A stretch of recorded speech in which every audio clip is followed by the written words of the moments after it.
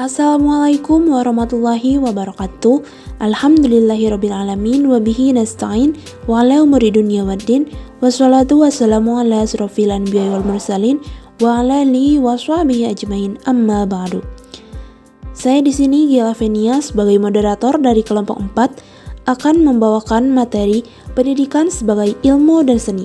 Mata kuliah landasan pendidikan dengan dosen pengampu Ibu Dr. Cucun Sunaingsi, SPD MPD. Kelompok 4 beranggotakan Dela Febrianti dengan NIM 2206700, Faisal Fasawiguna dengan NIM 2205086, Giela Venia dengan NIM 2201206, Putri Walandari dengan NIM 2206699. Pendidikan sebagai ilmu dan seni. Di sini kami akan membahas beberapa materi. Yang pertama adalah definisi ilmu, selanjutnya karakteristik ilmu, klasifikasi ilmu, definisi ilmu pendidikan, karakteristik ilmu pendidikan, klasifikasi ilmu pendidikan, dan pendidikan sebagai seni. Lanjut ke materi pertama, yaitu definisi ilmu. Secara bahasa, kata ilmu berasal dari bahasa Arab, yaitu alima, yang mempunyai makna, yaitu mengetahui atau perbuatan. Ilmu juga berasal dari bahasa Latin, yaitu science, yang memiliki arti pengetahuan maupun memahami. Secara umum, ilmu artinya kepandaian serta pengetahuan yang berkenaan dengan bidang yang tersusun secara sistematis, menurut kaidah serta metode yang dapat dipakai dalam menerangkan serta menjelaskan dan juga memahami hal yang ada kaitannya dengan bidang ilmu tersebut. Menurut J.H. Barer, 1972, ilmu adalah suatu hasil aktivitas manusia yang merupakan kumpulan teori, metode, dan praktek yang menjadi pranata dalam masyarakat. Yang selanjutnya adalah karakteristik ilmu. 1. Bersifat akumulatif dan merupakan milik bersama.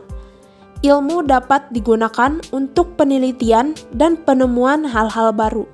Contohnya, dalam pembelajaran tidak hanya ceramah, tapi ada metode lain, misalnya diskusi yang bisa digunakan di kelas dalam rangka mengaktifkan siswa. 2. Kebenarannya tidak mutlak.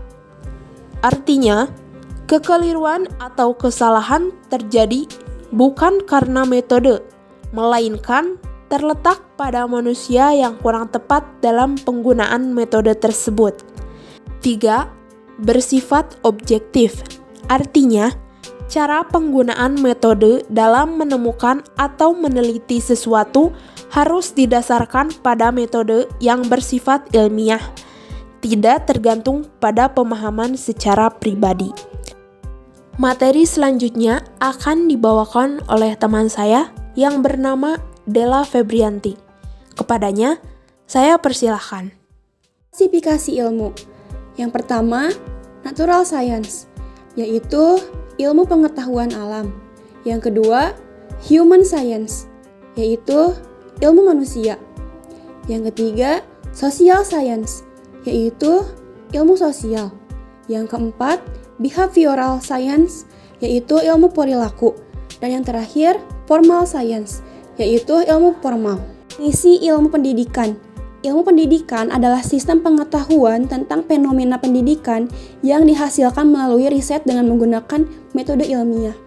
Dalam Kamus Besar Bahasa Indonesia, bahwa ilmu adalah pengetahuan tentang sesuatu bidang yang disusun secara bersistem menurut metode tertentu, yang dapat digunakan untuk menerangkan gejala tertentu di bidang itu. Sedangkan dalam Kamus Besar Bahasa Indonesia, pendidikan berasal dari kata didik, yang artinya memelihara dan memberi latihan atau ajaran, tuntunan, pimpinan mengenai akhlak dan kecerdasan pikiran. Menurut Carter V. Good tahun 1985, ilmu pendidikan adalah suatu bangunan pengetahuan sistematis yang mencangkup aspek-aspek kuantitatif dan objektif dari proses belajar dan juga menggunakan instrumen secara seksama dalam mengajukan hipotesis-hipotesis pendidikan untuk diuji berdasarkan pengalaman yang seringkali dalam bentuk eksperimen. Materi selanjutnya akan dibawakan oleh teman saya, Putri Wulandari. Kepadanya, saya persilahkan. Karakteristik ilmu pendidikan. Ilmu pendidikan memiliki karakteristik sebagai berikut. A. Objek studi. Objek material ilmu pendidikan adalah manusia, sedangkan objek formalnya adalah fenomena pendidikan, yaitu fenomena mendidik dan fenomena lain yang berhubungan dengan kegiatan mendidik. B. Metode. Ilmu pendidikan menggunakan metode kualitatif dan atau metode kuantitatif. C. Isi ilmu pendidikan. Ilmu pendidikan dapat berupa konsep, aksioma, postulat, prinsip, hukum, teori, dan model. D. Fungsi ilmu pendidikan. Ilmu pendidikan berfungsi untuk menjelaskan, memprediksi, dan mengontrol. E. Ilmu pendidikan menggunakan ilmu-ilmu lain sebagai ilmu bantu. Klasifikasi ilmu pendidikan. A. Ilmu mendidik teoritis yang meliputi 1. Ilmu mendidik sistematis, 2. Sejarah pendidikan, 3. Ilmu perbandingan pendidikan. B. Ilmu mendidik praktis yang meliputi 1. Didaktik atau metodik, 2. Pendidikan dalam keluarga, 3. Pendidikan gereja atau lembaga keagamaan. Materi selanjutnya akan dibawakan oleh teman saya, yaitu Faisal Fasawiguna. Kepadanya, saya persilahkan. Pendidikan sebagai seni. Pendidikan sebagai seni dapat diartikan sebagai suatu kegiatan yang melibatkan aspek kreativitas, improvisasi, spontanitas, dan inspirasi. Gilbert Highgate berpendapat bahwa mengajar adalah sebuah seni, seperti melukis, melibatkan emosi, penghayatan, inspirasi, improvisasi, dan sanubari. Tugas mengajar tidak dapat seluruhnya melibatkan formula atau rumus-rumus tertentu. Menurut A.S. Neil, mendidik dan mengajar bukanlah suatu ilmu, tapi adalah seni. Bagaimana kita dapat hidup dengan anak-anak sehingga seolah-olah kita menjadi seperti anak-anak. Kesimpulan dari ilmu adalah pengetahuan yang berdasarkan kenyataan dan telah disusun dengan baik. Ilmu memiliki karakteristik bersifat akumulatif dan merupakan milik bersama. Kebenarannya tidak mutlak dan bersifat objektif. Ilmu diklasifikasikan menjadi natural science, human science, social science, behavioral science, dan formal science. Ilmu pendidikan. Ilmu pendidikan adalah ilmu pengetahuan untuk mengeksplorasi cara pendidikan. Ilmu pendidikan memiliki karakteristik yaitu objek studi, metode, isi ilmu pendidikan, fungsi ilmu pendidikan, dan ilmu pendidikan menggunakan ilmu-ilmu lain sebagai ilmu bantu.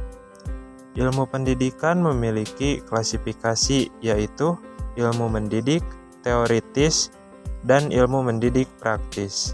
Selanjutnya, pendidikan sebagai seni. Pendidik harus kreatif. Skenario atau persiapan mengajar hanya dijadikan rambu-rambu saja. Yang lebih penting adalah improvisasi. Pendidik harus memperhatikan minat, perhatian, dan hasrat anak didik. Pengakuan pendidikan sebagai seni tidak harus menggoyahkan pengakuan bahwa pendidikan dapat dipelajari secara ilmiah. Idealnya, pendidikan adalah aplikasi ilmu atau ilmu pendidikan, tetapi sekaligus pula adalah seni. Selanjutnya, saya kembalikan ke moderator. Baik, materi kali ini telah semuanya dipaparkan oleh kelompok 4. Saya Giala Venia sebagai moderator pamit undur diri. Mohon maaf apabila ada kesalahan.